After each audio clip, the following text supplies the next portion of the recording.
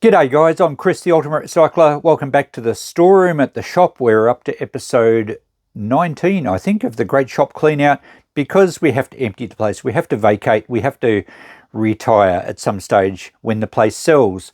We're working our way into this corner. We've made really good progress and it's given me the enthusiasm to keep going. It's actually addictive to keep going, get the next box, make some more space, discover some more treasures. So come with me today. We'll keep working into this corner. The next boxes are right beside me here. We have, looks like a milk crate of old magazines, Popular Mechanics magazines. I'm not sure what's in the bottom of the crate. We discovered those, well, I've only seen them now really because we lifted a box off there last week. And, well, last episode, it wasn't last week. This side we have a book about English silver, obviously sat there to provide a level platform for the heavy box that went on top. But underneath that is a timber army box of some description, and I don't know what's in it. So we're going to do both today, I think. We'll get through the three of them. The book is easy. We'll just have to work out a price. The crate, if it's just magazines, they'll be kind of $5 per magazine or something like that. We'll work that out. We'll go and have a look and unpack it quickly. And then we'll get to that timber box. I think it's going to be the best one. Before we take them, just a quick step back so you can see that the expanse of concrete is continuing into that corner. Once we get those couple of boxes there, we're not actually far off finishing that pile. Then I guess we'll start on the next high shelf that goes right to the roof.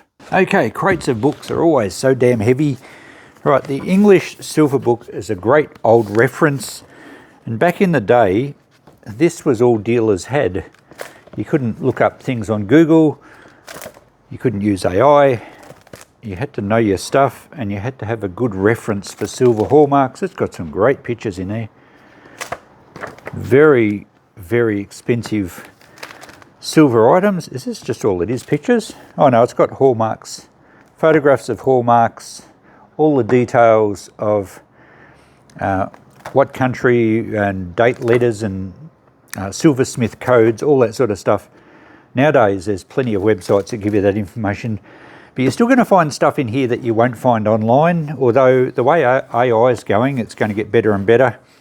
I'll have to Google that to see what information it's worth. A bit ironic that we're talking about having to Google things, and back in the day you couldn't. It's actually got £95 written there in pencil, or $175. And then it's $25 over here. English and other silver. Right. What date would it be, do you think? I'm guessing 1980s, maybe 70s. The book does look older than that, might be 50s. Revised edition. 1969, well, kind of, I went all around it, didn't I? 1969. I'll check that out. I'm sure it's not worth what the prices in there say it was at the time. But it's still a great reference and some amazing silverware. I wonder if all this stuff still exists. Probably in museums somewhere. I'll check that one out. I don't need to keep it. I'm going to sell it. Just need to research it. Okay, this crate looks like it's full of 1950s era magazines. Practical Mechanics, Popular Mechanics. That's probably a little bit more recent. A lot of space age style stuff here. Popular Mechanics again. Okay, that's quite a thick one. That's a magazine. What dates are they? It looks 50s or 60s. 1946. Interesting. Just after the war. So that one's 1946 again. And then that's much more recent. 1971. Oh, and then there's some larger magazines without covers. That's a shame. A whole lot of them without covers. I wonder if someone took the covers off and framed them or something. These are 1936, 1932, 1934. So fantastic magazines. And this is Popular Science Monthly. It's a shame I didn't have their covers. The latest in camera gear.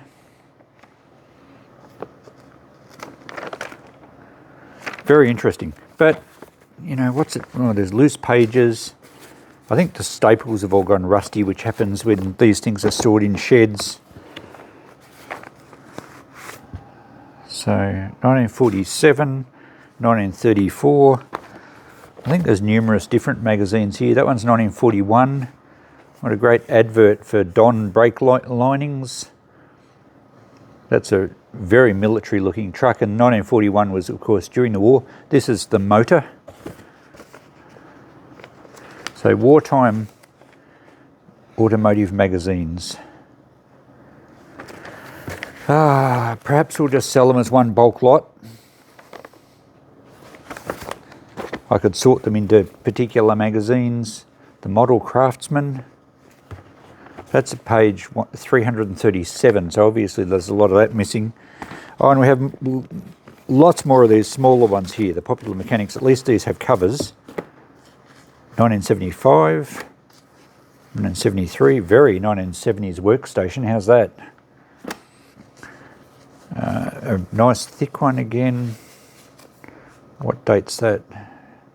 Doesn't say. A cover. 1944, 1955. Some of them are quite badly damaged, and yet there's some really good ones in here. That's August 1947.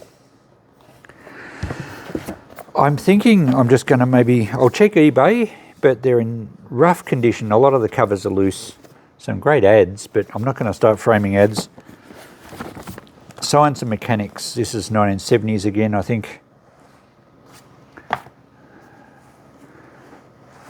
Okay, more without covers. Aircar flight testing the world's Fair Pioneer 1. Crazy stuff. 1960s, some of these. I'm probably just going to put a box at $5 a pick, but I will check eBay just to see if any of them bring much, but the condition's not good enough. And that's going to be the rest of the box. Is just a whole heap of these. These ones look like they're missing their covers too. Yeah, that's a shame. Yeah, some of them are very rough. Very interesting reading, I'm sure. No covers on those last ones as well. Okay, well that ends that crate. I'll do some checking, but I'm pretty sure we're just going to do a bulk display in the shop, and people can flick through them. I'm sure some will sell at $5 each. But the ones without covers I might have to bulk together and have a box lot. Not sure on that, we'll need to do some checking. Okay, army boxes always intrigue me. This one is your classic army colour. It's got a latch that end, rope and a strap, and well, it's got some writing on this side. I'll hold that up for you. It's pretty heavy, I don't know what it's got in it. It's got a date here, 76 maybe. So probably a munitions box. I'll alter the camera and we'll have a look together. Now I have not opened this. I'm presuming I would have packed it a long time ago, but who knows? There we go. What's in it? Shed things, a paintbrush. Does that come off? Well, we'll just flick it over. Okay, a paintbrush, a very furry one. Might be handy for dusting things in my shed at home. Some early brassware, brass taps. Probably only a scrap really, given the price of brass these days, so that's pretty cool. I'm always happy to get brass. There's some tools underneath. A set of dado cutters. What are dado cutters? I know you have a dado line in a house, which is the kind of the part of the wall about 1/3 up. They often had a dado line in houses. They're certainly cutters. And some spacer washers. And more cutters. They're quite sharp. And some circular blades that are very lethal looking. They're almost like ninja stars. Alright, so I have to look up what a dado cutter is, but ouch. It looks like it's a complete set, including a mounting bolt.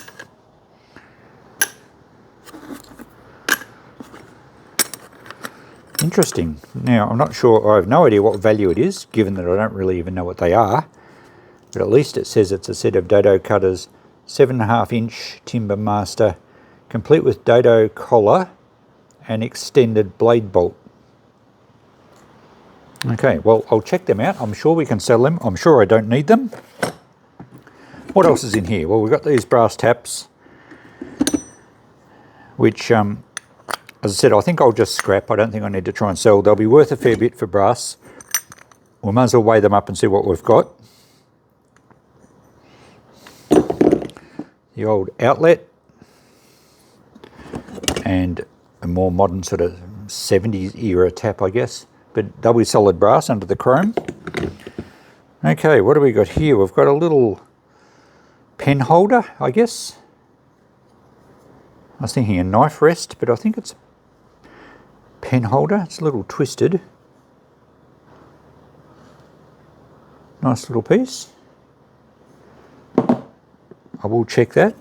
We have some garden secateurs.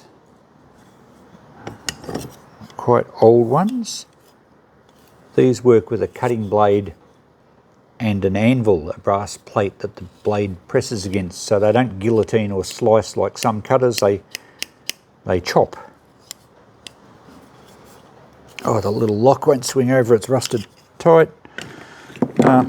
There's just a chain link hook, something like that. A couple of spanners. What's that one branded? It says Mechanic.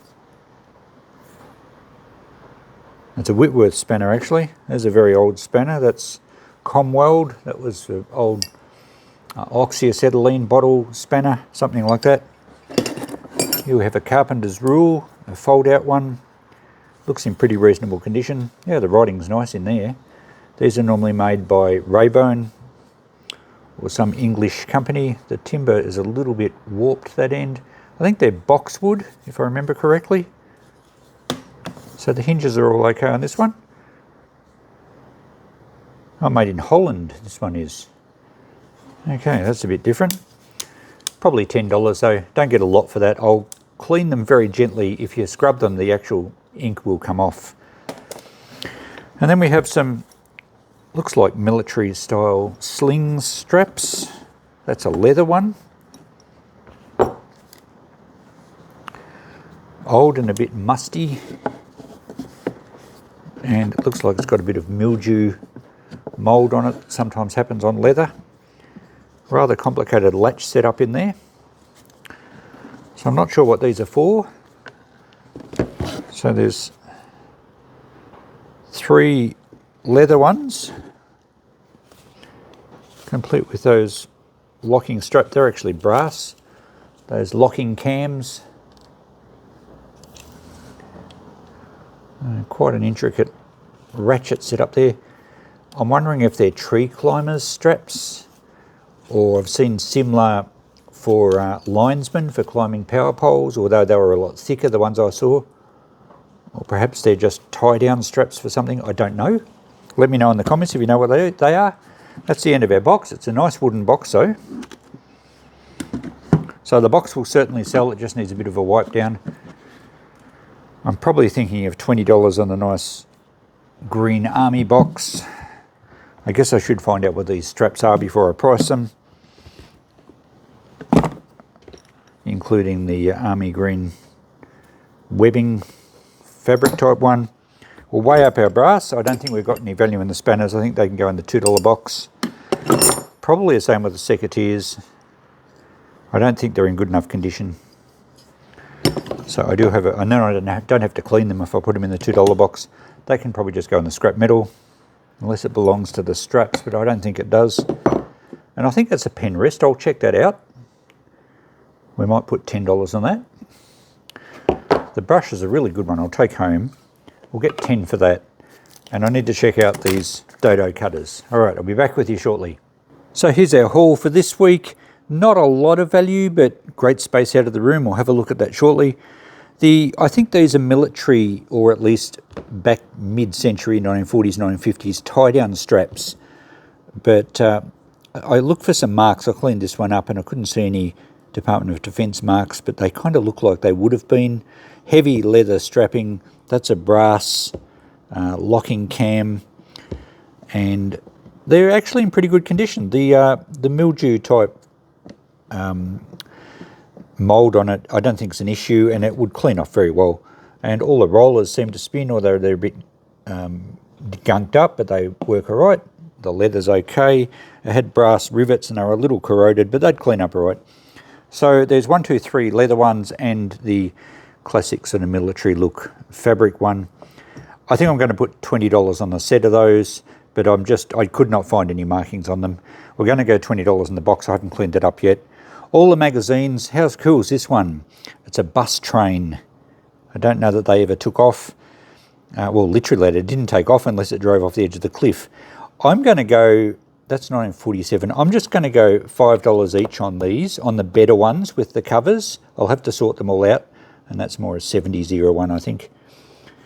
And they're across numerous different topics, but most of them revolve around science or mechanics. And the bulk of the ones without covers I'll put in a box and maybe put $10 on a lot. I'll work that out as I'm sorting through them. But there'll be a fair few that we should be able to get $5 for. Maybe that one I might try 10. I'll work that out. But yeah, there's going to be a few dollars, but at least we get rid of them all. The tools, just $2 each. I'm going to put $20 on this book. It's not so much a silver reference, it's more about the collection of Erwin Untermeyer, something like that. Apparently there's a few of these books on his collection regarding different subjects like silver, and there was porcelain, there was a few others I saw. I saw a lot online at very high prices, but none were selling. I saw one as low as $30 and it still didn't sell. So $20 we should be fairly good in the shop. The brass, I just cleaned up the plastic bits off it. It weighs about 3 kilos, $10 a kilo at the moment for brass. So even the chromed stuff, so it's $30 worth of brass. I'm not going to get $30 for old taps in the shop, so that can go in the brass bin. I did look up the dado cutter set, and it's for making channels in timber. Like you can pack blades together to get a wider cut, and when you're making furniture, it's just a different, a way to put it in, I think, your radial arm saw and actually cut channels or grooves in your timber. Not used so much anymore these days. They have better tools for it. I'm going to put $20 on that set. We'll see how we go. It's good it's in the original box. $10 on the rule. The pen holder or pen rest, that's exactly what it is. I think it's as early as Victorian, maybe circa 1900. Not for these ballpoint pens. They were used, of course, for quills and pens with ink nibs, or fountain pens, I think. And the idea, of course, was if you rested them on your desk or your writing pad, they would leak ink, so you put them up on a stand. I think 10. It's a little bit kind of bent or something, but we'll just go 10 on that. It should sell okay in the shop. There we go. That's what we've got today, but we've got a fair bit out of the room. As we can see, that pile has reduced very quickly, and we have some interesting looking crates and boxes next. This one looks to have some tins. There's a cast iron something or other in there. It looks like there's some Bakelite switches. Don't know what's underneath. Looks like a Ryco fuel filter. And something in a plastic bag. And this box, let's have a peek. What's in that? Something wrapped in newspaper again. Looks like a kitchen flour sifter. That looks, don't know, that's leather or something. Something's rolled up in it. All right, so you guys can choose. Mention underneath which box we'll do next, because if we get through them quick enough, we might do them both. And then we have some tubs underneath, and then some more mystery boxes, and another mystery box. There's another box over there with a cord on top of it and all sorts of things, and we still have these tools. So lots of interesting stuff to get through there. Then we have some workshop manuals, electrical fittings, who knows what. We'll keep going. There's also some artwork. We'll keep going through this pile until we get to the floor. Let me know which one you want to do next, and we'll get to it as soon as we can. So thanks for coming along and helping me sort this stuff out, guys. It's so much more fun with you coming along with me. Remember, I will sell any of this stuff if you're interested. I will post anywhere in the world. Now I've resisted the urge, but I'm just going to have to do it. Admittedly, though, the postage is a real pain overseas, and sometimes people have messaged me and it's just been ridiculously expensive and it just rules it out. But I did just post something to the US just the other day. That was That was a little stool that Elaine spotted in the shop tour, so I will post if you're happy enough to pay the postage. And remember that members, particularly VIP members, actually get 10% off the prices I quote. So yeah, that's all helping me clean it out. Thank you guys. I appreciate everyone's support. You don't have to be a member to be appreciated around here. We'll catch you in the next video. Bye for now.